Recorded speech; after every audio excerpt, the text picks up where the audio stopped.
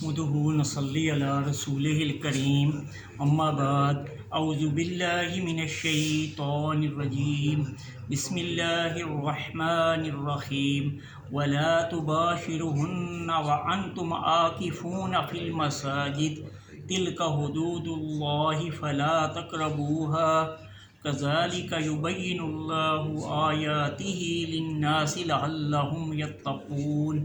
सदाक़ल्लाहुल अज़ीम। नहायत काबिल इकराम सामईन मोहतरम, जिस तरह के आप जानते हैं कि हमारे दरमियान इस वक्त नेकियों का मौसम बार रमज़ानुल मुबारक साया फगन है, तो हमने रमज़ानुल मुबारक के हवाले से ही गुफ्तगू की है। पिछले 2-3 दरूस में हमने देखा कि रमज़ान यानी रोज़ा किस तरह फ़र्ज़ हुआ और किस अंदाज से उम्मत मुस्लिमा को पहले इब्तिदा में 3 अय्याम बैज़ के रोज़े रखाए गए और उसके बाद फिर वो नसख हुआ और पूरा महीना रमज़ानुल मुबारक का हमें दिया गया और फिर रमज़ान के अहकामात भी देखे। तो जिस तरह कि मैंने इब्तिदा में कहा था कि इसके 3 अशरे जो हैं, पहला अशरा रहमतों का अशरा है, दूसरा अशरा जो है वो मग़फ़िरतों का है और तीसरा उतको मिनन नार। और ये तीसरा अशरा बहुत अहम है। इसमें एक रात ऐसी है कि जो 1000 महीनों से भी बेहतर है।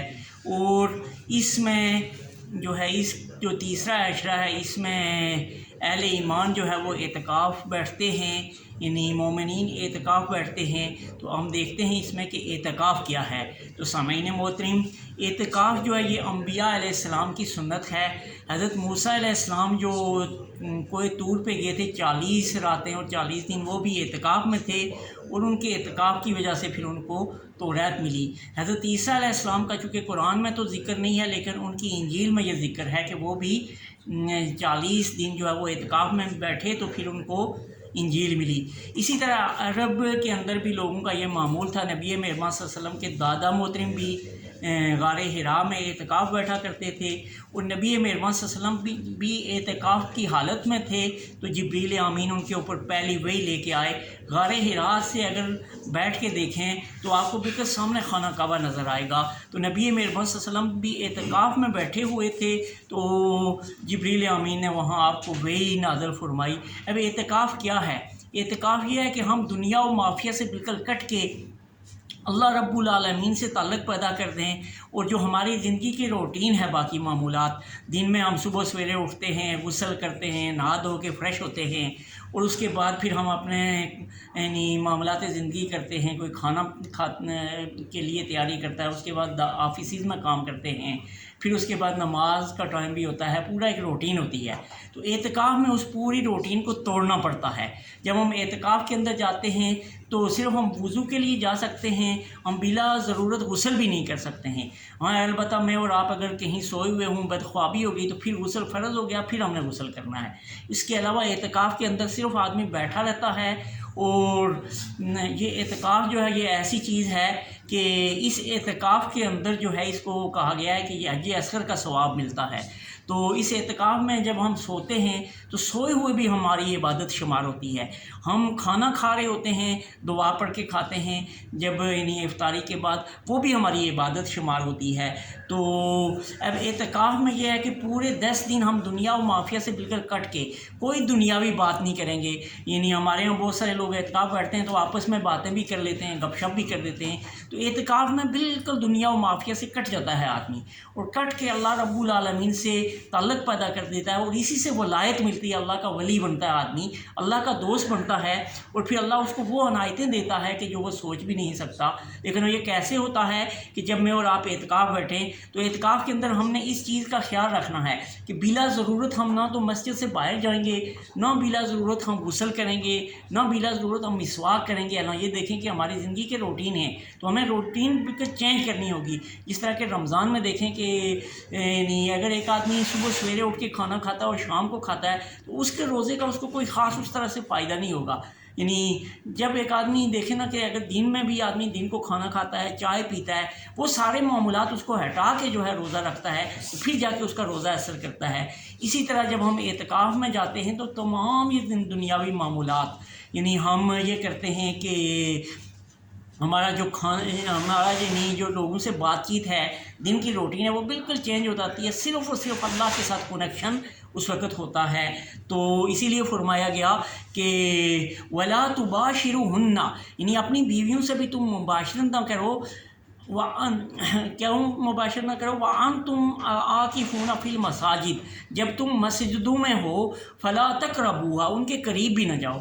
تو یہ جو آیت ہے نبی مہربان صلی اللہ علیہ وسلم کے اوپر اللہ رب العالمین نے نازل کی، دو قسم کے جو ہے نا احکام اللہ رب العالمین نے جس سے مومنین کو روکا ہے۔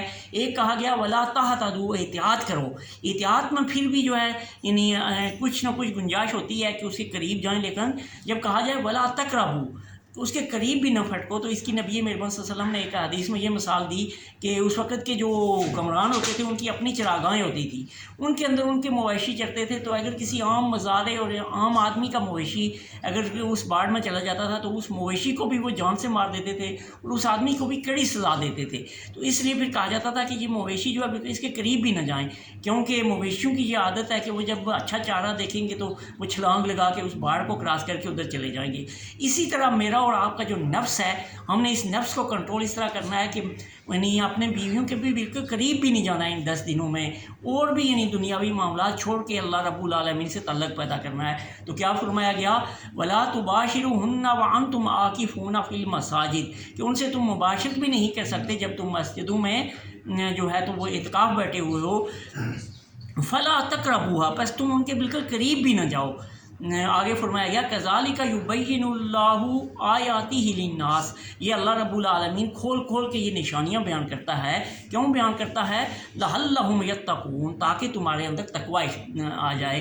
تو جس طرح میں نے ابتدا میں کہا تھا کہ روزہ رکھنے سے بھی ہمارے اندر تقوی آتا ہے، اور تقوی کی مثال میں آپ کو یہ دیتا ہوں کہ اگر ایک آدمی گھوڑے کے اوپر سواری کر رہا ہے، اگر وہ مضبوط ہے، اس کی ٹانگیں بھی مضبوط ہیں، اس کے بازو بھی مضبوط ہیں، اور وہ اس نے گھوڑے کو جو ہے اس کی لگام بھی ٹھیک ٹائٹ کی ہوئی ہے، ٹانگوں سے بھی اس کو قابو کیا ہوا ہے، تو وہ گھوڑے کو جدھر چاہے گا دوڑاتا ہوا لے جائے گا، یعنی وہ کبھی یہ نہیں محسوس کرے گا کہ یہ گھوڑا مجھے میرے اوپر قابو آئے گا، میرے اوپر جو ہے غالب آئے گا۔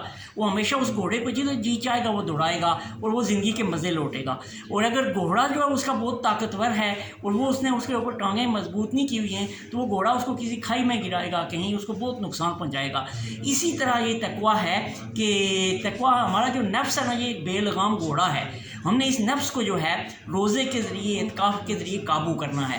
کس طرح قابو کرنا ہے کہ روزے کے اندر نہ تو ہم غیر محرم کو دیکھیں گے، ہماری آنکھوں کا بھی روزہ ہوگا، ہماری آنکھیں جو ہے وہ قرآن کو پڑھیں گی، ہماری زبان کا بھی روزہ ہوگا، کوئی غیبت نہیں کریں گے، کسی کے بارے میں کوئی غلط بات نہیں کریں گے، اور اسی طرح ہمارے کان بھی وہی قرآن سنیں گے، اچھی باتیں سنیں گے۔ یہ ساری چیزیں ہوں گی تو ہمارے اندر تقوی پیدا ہوگا، اور روزے کے دوران 1 مہینے کی ٹریننگ ہوگی، اور اس ٹریننگ کو پھر ہم پورے اگلے 11 مہینوں میں ڈالیں گے، تو پھر یقیناً پھر ہم اللہ رب العالمین کے وہ مطلوب مومن بندے بنیں گے۔ اور یہی چیز اعتکاف میں ہے، جب اعتکاف میں 10 دن ہم بالکل دنیا و مافیا سے کٹ جائیں گے، تو ایک تو کیا ہے کہ اس میں ہمیں ضرور وہ لیلۃ القدر ملے گی، کہ جس کے لیے کہا گیا انا انزلناہ فی لیلۃ القدر وما ادراک ما لیلۃ القدر لیلۃ القدر خیر من الف شہر، کہ 1000 مہینوں سے بہتر ہے وہ رات بھی ہمیں ملے گی، چاہے ہم سو بھی رہے ہوں گے اعتکاف میں، اگر آپ سوئے بھی ہیں پھر بھی میرا اور آپ کا جو ہے وہ عبادت شمار ہو رہی ہے۔ اگر میں اور آپ اعتکاف کی حالت میں جو ہے یعنی رات کو کچھ کھا رہے ہیں وہ بھی عبادت ہوگی، سحری کر رہے ہیں وہ بھی عبادت ہوگی، یعنی جو کچھ بھی کر رہے ہیں تو اس سے عبادت ہوگی۔ اور سب سے اچھی افضل چیز پھر یہی ہے کہ تفقہ فی الدین، ہم اگر 3-4 لوگ اکٹھے اعتکاف میں بیٹھے ہیں، کوئی دنیاوی بات نہ کریں، ہاں دین کے بارے میں ایک دوسرے کو دین سمجھائیں، قرآن سمجھائیں، حدیث سمجھائیں، تو پھر ہمارا اعتکاف اور زبردست ہو جائے گا۔ تو یہی چیز فرمائی گئی کذالک یبین اللہ آیاتہ للناس، کہ یہ آیات، یہ نشانیاں ہم کھول کھول کے لوگوں کو بتاتے ہیں۔ کیوں بتاتے ہیں؟ لعلہم یتقون، تاکہ ان کے اندر تقوی آ جائے۔ تو میرے بھائیوں، اگر ہم اس دنیا کے اوپر کامیاب رہنا چاہتے ہیں، جس طرح میں اور آپ دیکھیں کہ ہم یہ زندگی بسر کرتے ہیں، ہم بیرون ملک آئے ہوئے ہیں تاکہ ہم اپنی زندگی کو اچھی آسائشوں والی زندگی بنائیں، اسی طرح میری اور آپ کی ایک زندگی جو ہے وہ ایک لامحدود زندگی شروع ہوگی۔ یہ زندگی تو ہماری 50 سال 100 سال اتنے یا زیادہ سے زیادہ 120 130 سال ہے، لیکن وہ زندگی بہت بہت لمبی زندگی ہے، اس کے لیے میں نے اور آپ نے اپنے آپ کو تیار کرنا ہے۔ وہ تیار کیسے کریں گے؟ جب میرے اور آپ کے اس دل کے اندر تقویٰ آئے گا، میرے اور آپ کے سامنے اللہ رب العالمین جو ہے وہ ہر وقت ہوگا، ہماری زندگی یہ جو ہے ایمانداری، سچائی، راست بازی کے اوپر گزرے گی، تو پھر یقیناً مجھے اور آپ کو اللہ رب العالمین آخرت والی وہ زندگی بہت اچھے انداز سے دے گا، اور یہی میرا اور آپ کا مطلوب ہے۔ اسی لیے ہم رمضان کے روزے رکھتے ہیں، اسی لیے ہم اعتکاف بیٹھتے ہیں، تاکہ یہ مہینہ جو ہے اس کو ہم بہت اچھے انداز سے تربیت والا مہینہ بنائیں، اور اس مہینہ کو بنانے کے بعد میں اور آپ جو ہے وہ آخرت میں جو ہے سرخ روح ہوں۔ اور وہ آخرت میں سرخ روح کیسے ہوں گے کہ مجھے اور آپ کو وہ جنت ملے گی، اور میں اور آپ وہاں عیش پسند زندگی گزاریں گے، اور مجھے اور آپ کو اس جہنم سے خلاصی ملے گی کہ جس کے کا ایندھن جو ہے وہ انسان اور پتھر ہیں۔ تو اللہ رب العالمین سے دعا ہے کہ وہ ہمیں اس رمضان کو صحیح معنوں میں گزارنے اور ہمیں جہنم سے خلاصی عطا فرمائے اور جنت کا ہمیں حقدار ٹھہرائے۔ وآخر دعوانا ان الحمد للہ رب العالمین برحمتہ۔